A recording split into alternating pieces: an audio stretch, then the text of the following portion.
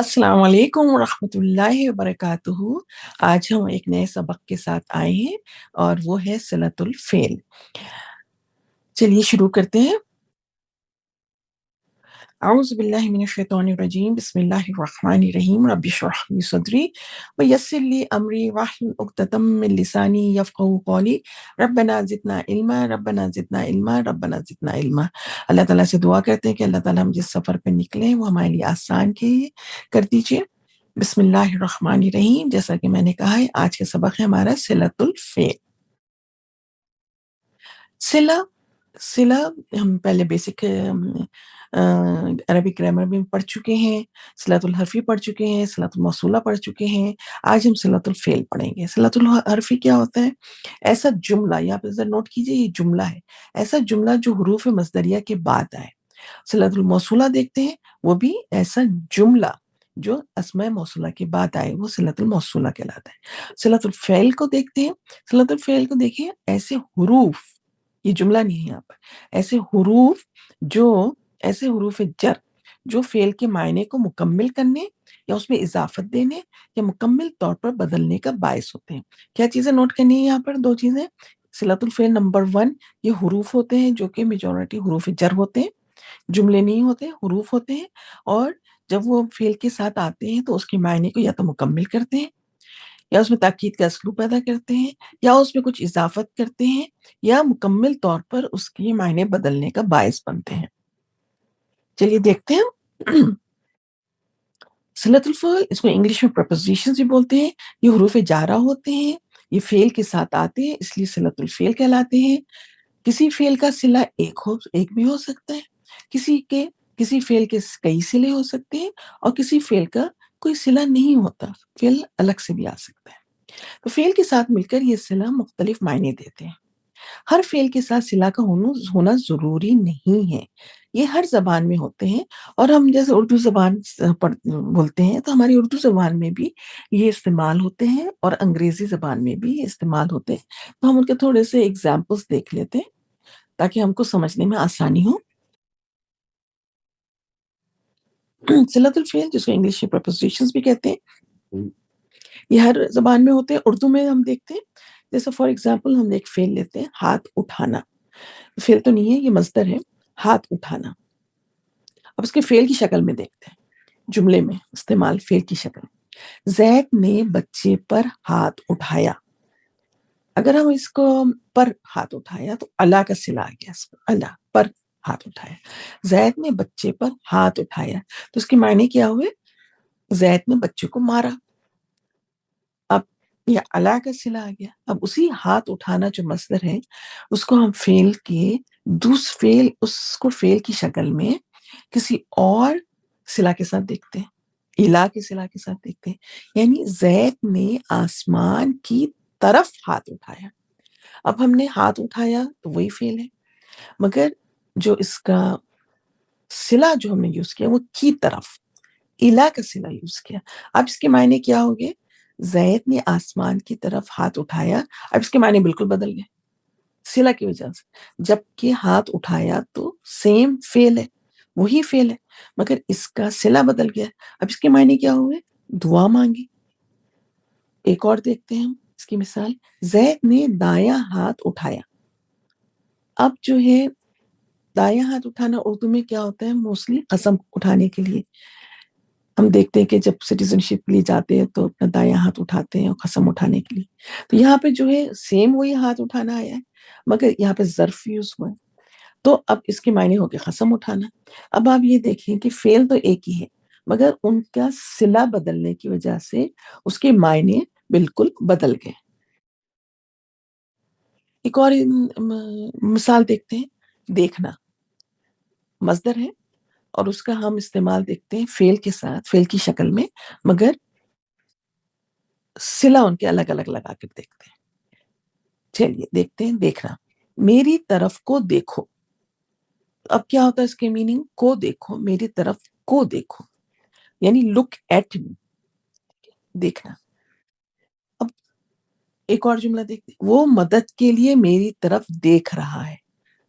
वो मदद के लिए मेरी तरफ देख रहा है, यानी اگر ہم اس کو غور و فکر کریں تو میری طرف مدد کے لیے امید رکھنا ہے، امید رکھی ہوئی ہے اس نے، یعنی ہی از ہوپنگ فار ہیلپ. پھر یا اگر ایک اور جملے میں دیکھیں، اسے غور سے دیکھو، یعنی دوسرے زاویے سے دیکھو، یعنی ویو فرام ڈفرینٹ پرسپیکٹو. تو اگر ہم فیل وہی ہے، اگر اس کو ڈفرینٹ صلہ کے ساتھ دیکھیں، ہم یوز کریں تو ان کے معنی بدل جاتے ہیں. یہ اب اردو اور انگلش کے ہم نے ایگزامپلس دیکھی ہے. ایک اور ہم انگلش کی ایگزامپل دیکھتے ہیں، پھر اس کے بعد ہم عربک اپنے لیسن پہ آئیں گے. انگلش میں ایک ہی ورب مگر مختلف لفظ بدلنے پر مختلف صلہ کے آنے سے اس کے معنی بدل جاتے ہیں. فار ایگزامپل پٹ جو ہے وہ ایک ہم نے ورب لیا یہاں پر پٹ. اب اگر ہم اس کو صلہ اس کا آن لگائیں، پٹ آن، تو اس کے معنی ہو جاتے ہیں پہننا. پٹ آن دس شرٹ، پہننا ہو گیا. اسی ورب پٹ کو ہم نے ڈفرینٹ صلہ آف کے ساتھ، یعنی پریپوزیشن آف کے ساتھ لگایا، او ایف ایف، تو سستی کرنا اس کے معنی ہو گیا don't put this of for so long, سستی کرنا آ گیا. اسی پٹ ورب کو ہم نے ایک اور صلہ یعنی پریپوزیشن اپ کے ساتھ لگایا، I am done with putting up with you, یعنی برداشت نہیں کر سکتی میں، رکھنا یا برداشت کرنا کے میننگ میں آ گیا. وہی ورب پٹ کو ہم نے ایک اور صلہ پریپوزیشن کے ساتھ لگایا، ڈاؤن کے ساتھ، put down, don't put down ہم، مطلب نیچا دکھانا. تو آپ نے یہاں دیکھا کہ فعل ایک ہی ہے مگر اس کے ساتھ جو صلہ یعنی پریپوزیشنز ڈفرینٹ یوز ہوئے ہیں تو ان کے ساتھ معنی بھی بدل جاتے ہیں، اور یہ ہر لینگویج میں ہے، ہر زبان میں ہے. ابھی ہم نے جیسے مثالیں دیکھی اردو میں بھی اور انگریزی میں بھی، اسی طرح عربک لینگویج میں بھی، عربی زبان میں بھی اسی طرح فعل جو ہے مختلف اپنے صلہ کے ساتھ یوز ہوئے ہیں، اور ان کے ہر صلہ کے ساتھ یوز ہونے سے ان کے معنی میں بھی تبدیلی آئی ہے یا تاکید آئی ہے یا اضافت ہوئی ہے. چلیے دیکھتے ہیں سب سے پہلا، سب سے آسان صلۃ الفعل. کبھی صلہ ایک ہی ہوتا ہے جو کہ معنی نہیں بدلتا، اس کو عمومی صلہ کہتے ہیں، مگر اضافت کر دیتا ہے، جیسے تاکید کا اسلوب لا لیتا ہے، یا معنی بھی بالکل نہیں بدلتا، یا ہو سکتا ہے اضافت بھی کر دیتا ہے، اس کو عمومی صلہ کہتے ہیں. مثال کے طور پر امرا یعنی حکم دینا جو کہ مصدر ہے، اب اس کے بی کے صلہ کے ساتھ آیا ہے. تو دیکھتے ہیں قل امرا ربی بالقسط، تو قل کہہ دو یا تم فرماؤ، امرا حکم دیا ہے، ربی میرے رب نے، بالقسط قسط عدل کا. تو اب یہ کیا ہو گیا، تو تم فرماؤ یا تم کہہ دو میرے رب نے عدل ہی کا فیصلہ حکم دیا ہے. یہاں پر جو ہے یہ بی کا جو صلہ آنے کی وجہ سے ایک تاکید کا اسلوب آ گیا ہے. اور کس چیز کا یہاں پر حکم دیا گیا ہے؟ حکم کا، جو کہ مفعول بھی ہے، عدل کا جو کہ مفعول بھی ہوئی. تو معنی نہیں بدلے، معنی نہیں بدلے، اس میں بی کا صلہ آنے کے باوجود اس کے معنی نہیں بدلے. ایک اور مثال دیکھتے ہیں، ہمارا حکم دینا، بی کا صلہ یہاں پہ یوز، ان اللہ یأمر بالعدل والاحسان وایتاء ذی القربى. تو یہاں پر بھی جو اگین اضافت کے لیے آیا، اور صلہ کیا ہے یہاں پر بی ہے، اور امرا جو ہے اس کا فعل ہے. تو کس چیز کا حکم دیا ہے؟ عدل اور احسان کا، جو کہ مفعول بھی ہے، معنی نہیں بدلے. بے شک اللہ عدل اور احسان اور رشتہ داروں کو دینے کا حکم فرماتا ہے. ٹھیک ہے، اب ہم آگے بڑھتے ہیں صلۃ الفعل دیکھنے. اب ہم دیکھتے ہیں ایک اور فعل رغیبہ. رغیبہ باب سین سے ہے، اس کے دو صلہ ہیں، یہ دو صلہ کے ساتھ آیا ہے، ایک ان کے ساتھ، ایک الا کے ساتھ. ایک رغیبہ ان، جب یہ فعل رغیبہ ان کے ساتھ آئے گا تو اس کے میننگ ہوں گے، اس کے معنی ہوں گے نفرت کرنا. اگر یہی سیم فعل رغیبہ الا صلہ کے ساتھ آ جائے تو اس کے معنی کمپلیٹلی بدل جاتے ہیں، اس کے معنی ہو جاتے ہیں محبت کرنا. چلیے مثال دیکھتے ہیں. رغیبہ ان کی، جو کہ ان صلہ ہے، رغیبہ اس کا فعل ہے، اور اس کے معنی ہوتے ہیں نفرت کرنا یا ہٹ جانا یا دور ہو جانا. سورہ البقرہ کی آیت نمبر 130، وَمَن يَرْغَبُ عَن مِّلَّةِ ابراہیم، اور ابراہیم کے دین سے وہی منہ پھیرے گا، یعنی وہی ہٹے گا، یعنی وہی دور چلا جائے گا، یعنی وہی نفرت کرے گا. اب یہاں یرغبو فعل مضارع، رغیبہ سے ہے، رغیبہ یرغب، اور یہ کون سی صلہ کے ساتھ آیا ہے؟ یہاں پہ صلہ کیا ہے؟ یہاں پہ صلہ ان ہے،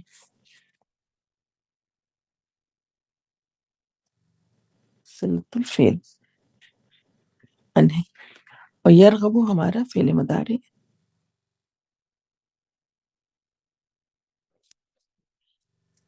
تو ہمارا جو فعل ہے وہ کون سے صلہ کے ساتھ آیا ہے؟ ان کے ساتھ آیا ہے، تو اس کے معنی کیا ہوں گے؟ نفرت کرنا، منہ پھیرنا۔ تو کیا ہوگا معنی؟ اور ابراہیم کے دین سے وہی منہ پھیرے گا۔ چلیے یہی فعل رغیبہ ہم دوسرے صلہ کے ساتھ دیکھتے ہیں جو کہ اس کے ساتھ آتا ہے، یہ الہ کے ساتھ، اس کے معنی ہوتے ہیں محبت کرنا۔ سورہ توبہ کی آیت نمبر 59، اِنَّا إِلَى اللَّهِ راغبون، معنی بے شک ہم اللہ ہی کی طرف رغبت رکھنے والے ہیں، اللہ ہی کی طرف جانے کی خواہش کرنے والے ہیں، محبت کرنے والے ہیں۔ تو اب یہاں پر کیا ہے؟ راغبون آیا ہے ہمارا، اور کون سے صلہ کے ساتھ آیا ہے؟ صلۃ الفعل یہاں پہ کیا ہے؟ الہ۔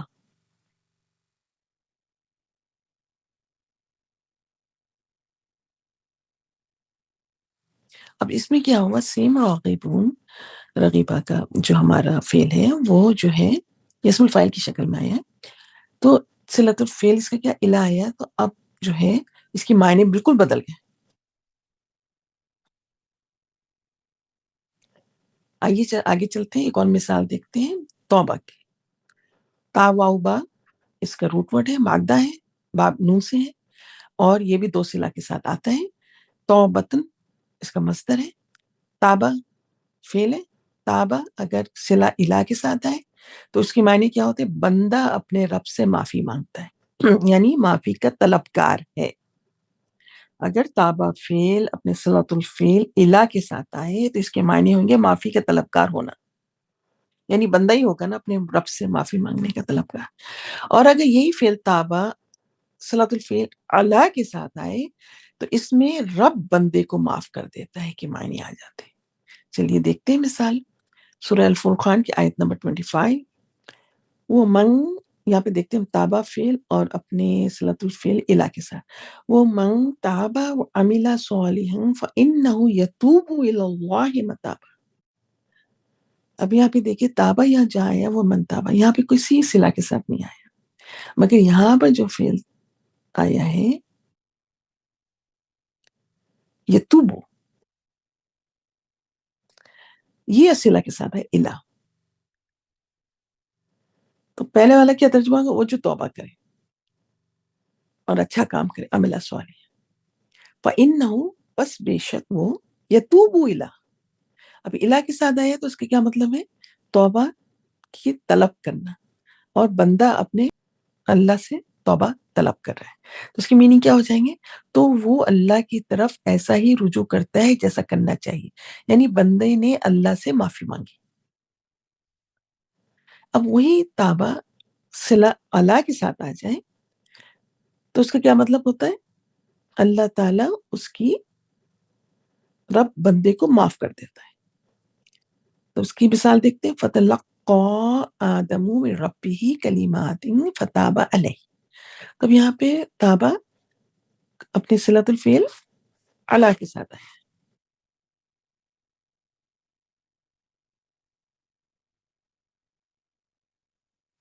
یہاں پر الہ کے ساتھ ہے۔